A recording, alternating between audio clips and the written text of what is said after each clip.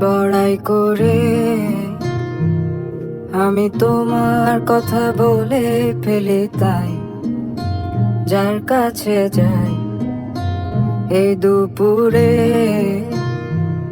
আমার তোমায় অনেক মনে হলো, তাই কার কাছে যাই মিশে গেলে তুমি, জানি না তো কোন মোহনায় কার কাছে যাই এই আধারে।